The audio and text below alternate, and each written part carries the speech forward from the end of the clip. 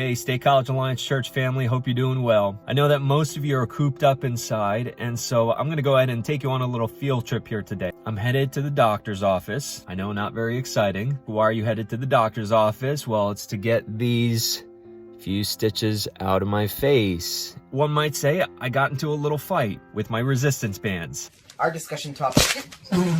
I had the door anchor to the resistance band anchored and wedged into the door, and somehow the door got open, and while I was pulling the bands towards my face, the door anchor slingshotted straight into my face, with my face being the bullseye. Got stitched up in the ER a few days ago, and I'm getting these stitches out of my beautiful face back. Well, here I am, waiting to see the doctor. Does anyone else hate these masks?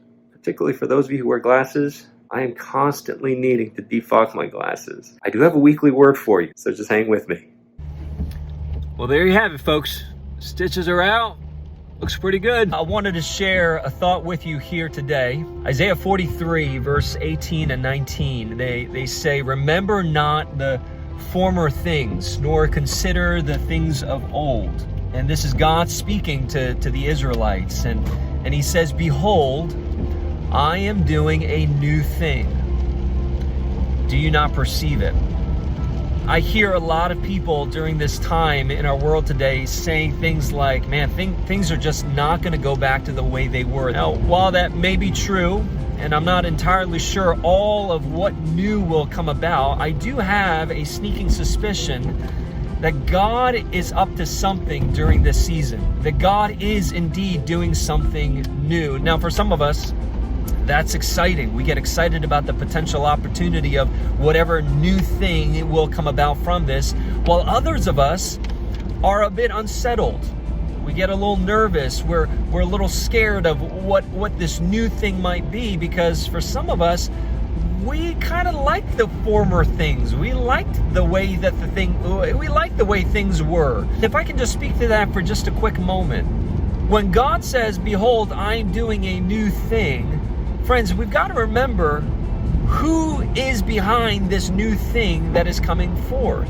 You got to remember that it is the good shepherd of our soul who cares for us, who's not a hired hand, as John 10 tells us. Remember, he is not like a hired hand who flees and abandons the flock. He's our good shepherd who cares for us. He is the Father of lights, as James tells us, by whom every good and perfect gift comes from.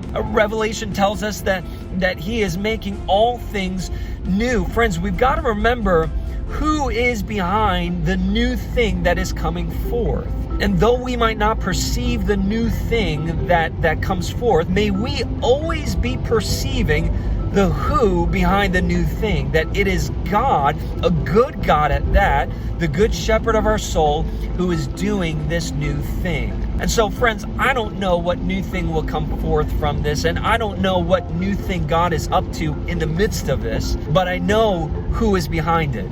And that gives me great assurance, that gives me great confidence to know that even for those of us who are change resistant, unsettled by the new things that will come about, I know that I can be settled and rest in the confidence of who God is in the midst of all of this. And so, friends, I hope that serves as an encouragement to you, and be encouraged this week that God is indeed up to something, but that something is always good, because God is good and his steadfast love for you and for me endures forever. Hold on to that truth, friends, and stay safe out there. Be careful. For those of you who are using resistance bands, make sure the door is fully latched before you start working out. God bless you. Love you guys. Be safe. Be well. We'll talk soon.